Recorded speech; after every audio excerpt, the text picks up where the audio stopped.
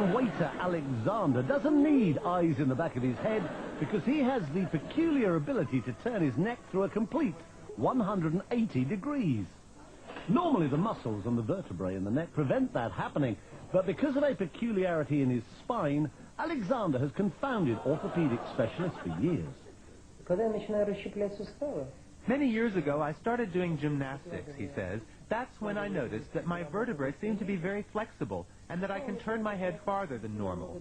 I worked at it little by little, going a little farther each time, and one day I was able to turn my head all the way around.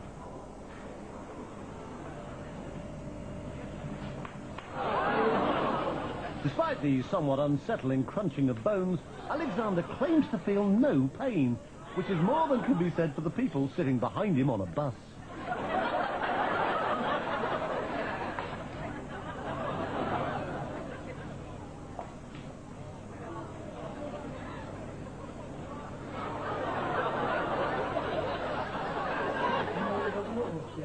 When I do it, it takes energy out of my whole body, he says. It requires 100% concentration.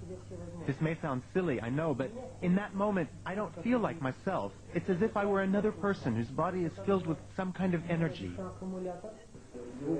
I've been a radiologist for more than 30 years, he says, but I've never seen anything like it. Alexander is extremely flexible, no doubt about it.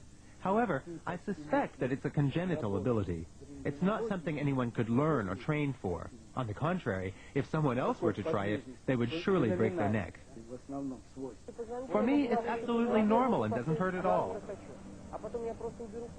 The fact that he can turn other people's heads as well, although obviously not as far, has encouraged Alexander to take his peculiar skill on a concert tour.